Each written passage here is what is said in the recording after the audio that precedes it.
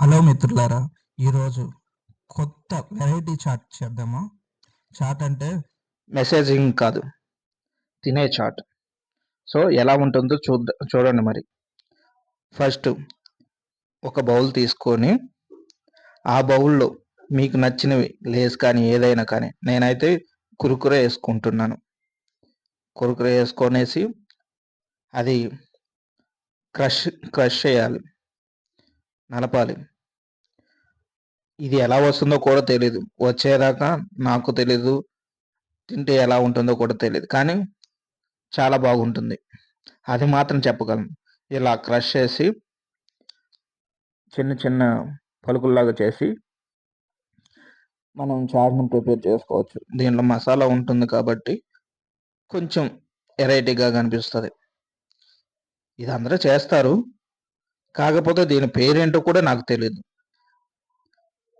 అందుకనే variety chat అని పిలుస్తున్నాను. ఇలా క్రష్ చేసుకొని పెద్ద పెద్ద కురుకురేలు ఉన్నవన్నీ చిన్నగా చేసుకొని దానికి ఉల్లిపాయలు, టమాటాలు అలా అన్నీ మిక్స్ చేసుకోవాలి. మిక్స్ చేసుకున్నామా మరి? చూశారు కదా ఏమేమి వేసానో. టమాటాలు, ఉల్లిపాయలు, కొత్తిమీర, కారం, ఉప్పు, గరం మసాలా ఇవి వేసి ఇలా కలుపుకోవాలి. మొత్తం కలిసిపోతే అప్పుడు చాలా బాగుంటుంది. ఇలా కూడా తినొచ్చు, కానీ పెరుగు వేసుకుంటే ఇంకా బాగుంటుంది. ఇలా పెరుగు వేసుకొనేసి అది కూడా తిప్పుకోవాలి.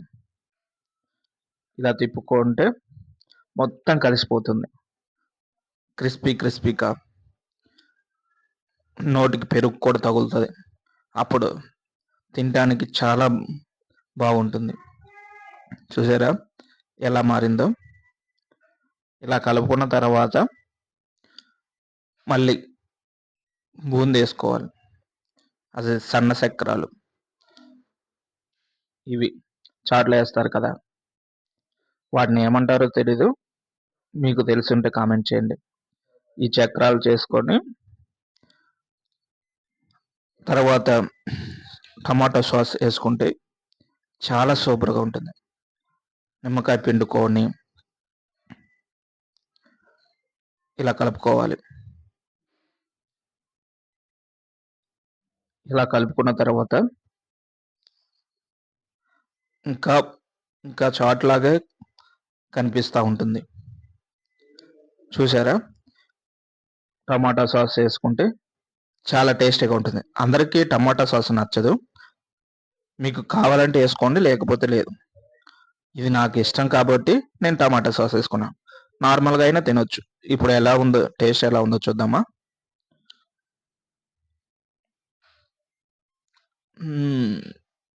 చాలా సూపర్గా ఉంది.